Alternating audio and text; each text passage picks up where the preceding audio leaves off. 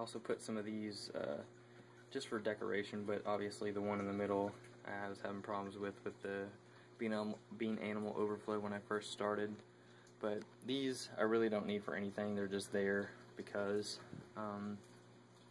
we had wired all the lights and everything in, and I labeled them and all that stuff. So put do not touch, so people in here try not to touch anything other than me.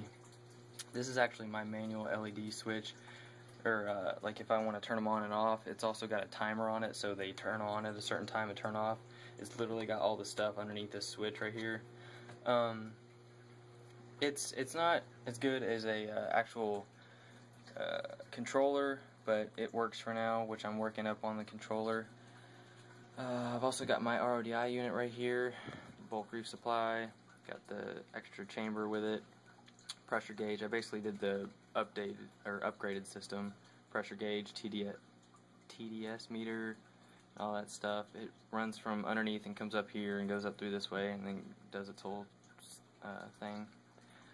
I don't have much to say about that besides I flush the line before I actually use it in the water chamber down below, but just to make sure the water's not hot or messing with the system. This is where the bean animal overflow comes up through and goes over into my overflow, and obviously that all drops down in the first chamber where the filter sock and everything is. But these backups work really good. Anytime the water level's gotten above where this hose is, this thing basically turns into a full siphon and just starts sucking water. So I don't have a problem with safety issues on this. And the other one, I mean, I've never had to really use it except for when I turn off and turn the system back on. But this little pipe back here, I've got a one-way valve on it, so it's only pushing up. And whenever I shut it off, it literally cuts the water off, so my water flow doesn't keep just draining it all out, which is good because my lines are obviously lower.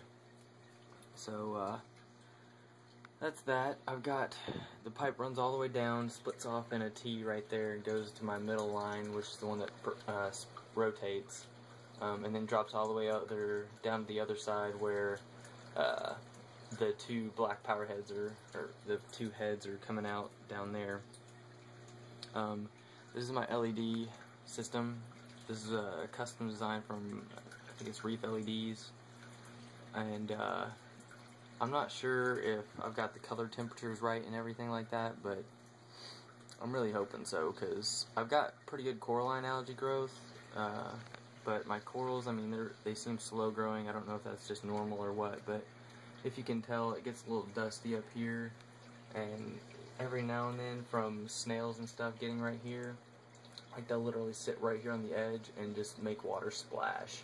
So every now and then I'll get some splash over here on this side, and some down there if I'm messing with feeding the fish and stuff, but not really a big deal. I've got dual fans on both sides. This other cord is actually for my LED light, or the moonlights, but I've got this all suspended on a cable system that comes across, so I can pull them up if I need to, or lower them.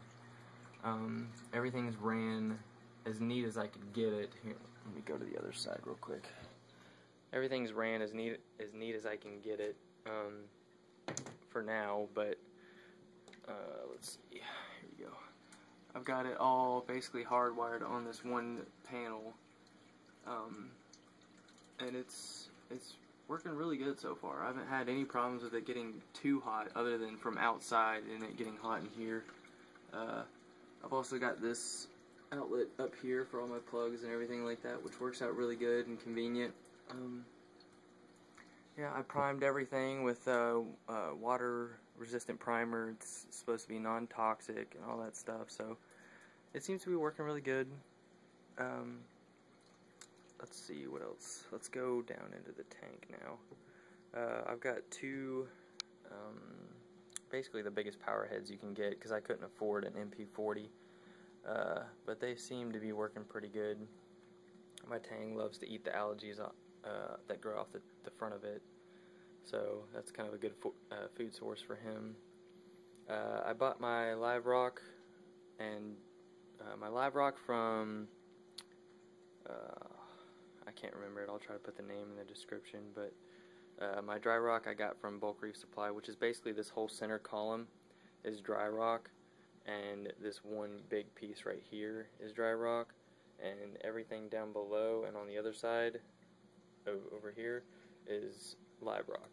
And I wanted to start out with some sort of seeding to the system, so I had kind of gone with a mixture, which so far I haven't seen any problems with, any like bad bugs or anything like that, so, or any worms that are gonna tear into my stuff. So far that's doing really good. The Overflow, that's one more thing I forgot. This egg crate I had to put here because I was having the fish, the smaller fish, actually get sucked into it and going down in here. Unfortunately, that's how one of mine died, my little chromis fish. But so far since then it's been fixed, and the chromis fish are doing fine. They're swimming all over the place doing what they do. This is my yellow tang. He literally is all over the tank all the time. He is constantly swimming up the current and swimming back behind there. I have actually a little cave back underneath all this, which is really cool. Good place for the fish to hide. He is super colorful, super energetic, and always on the hunt for food. And I try to give him this algae, the seaweed algae, and he tends to literally chew all the way across the top, and the whole rest of the sheet just falls and floats away and gets stuck in my overflow. So he can be a pest sometimes.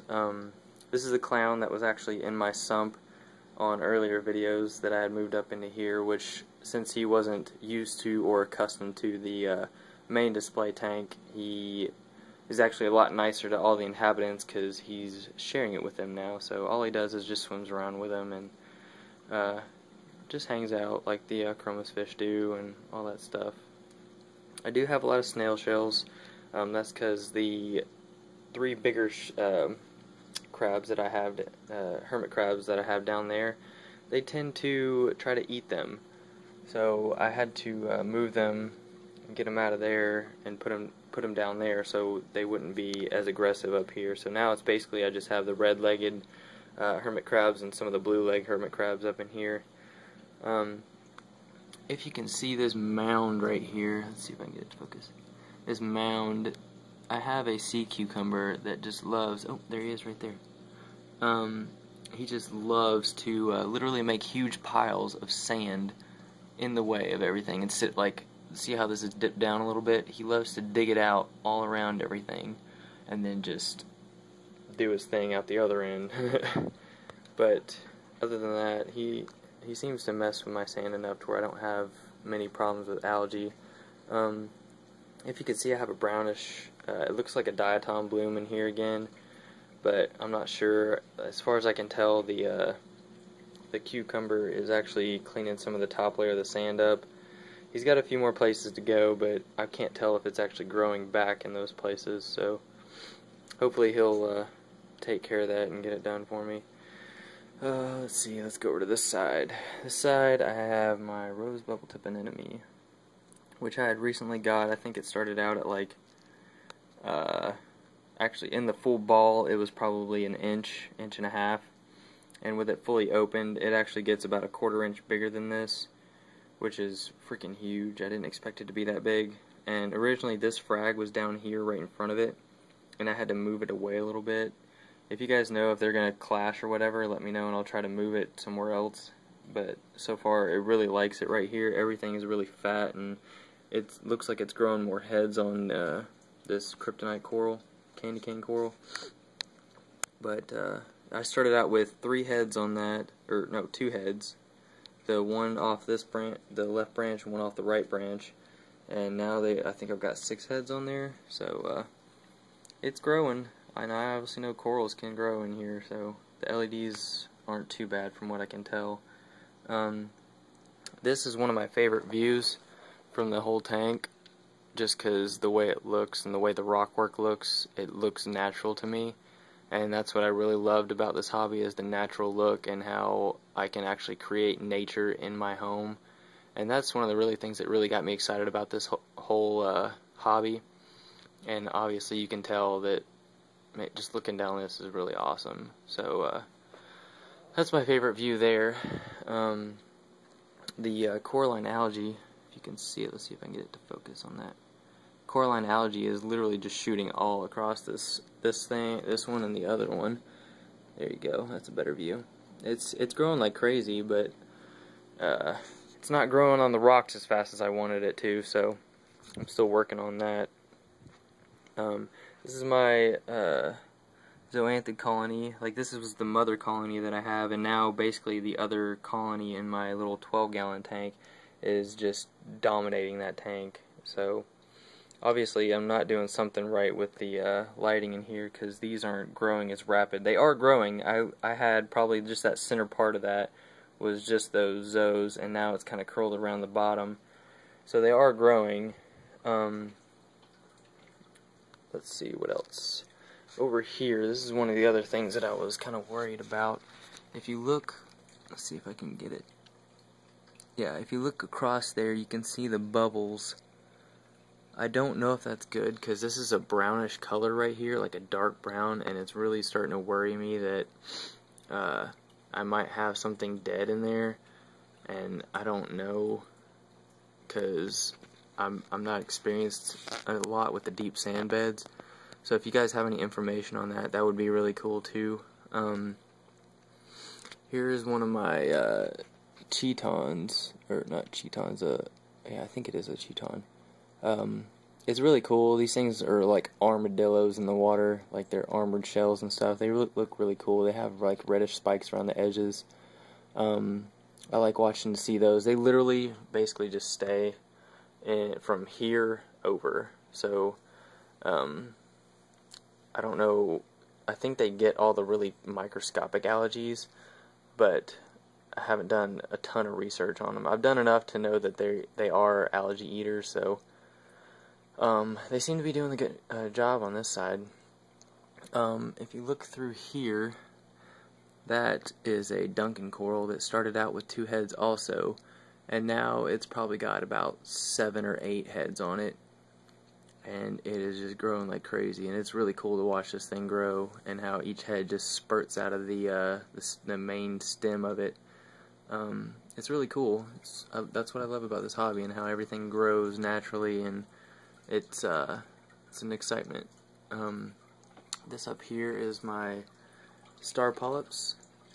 But when I first got this, the whole top half of this was star polyps, and now, because I moved this over here where these Powerheads are, where it's got a pretty good flow, they've actually started curling all the way down to their plug, and actually starting to grow off the plug this way. So I know those are growing, and they're in a good spot, so I'm just going to try to leave them there, and hopefully they'll grow down this side, which would be really cool to see. Back here, I don't have a lot of flow. I do have, like, those things actually suck a lot of water, so it pulls a lot of stuff from back here, which means I don't have very many problems back here with algae, except for on the glass back here, but that's just because I can't get back there and scrape it, so I'm kind of just letting it do its own thing. Up there, I'm getting a lot of coralline algae and across the front of this, which is really cool. I'm hoping eventually that'll all be covered in coralline algae, so you won't really see the pipes. The only sides I really want to see the pipes on are obviously this side and the other side, so I can see if everything's working good. But yeah, that's my system. I'll try to keep you guys updated on the tang and what's going on with it, and if I get any new fish or anything like that. If you guys have anything else that you want to ask or inform me of, that would be awesome. Yeah, thanks for watching. I hope you guys liked the video, and enjoy your reef hobby as I do mine. Thanks for watching.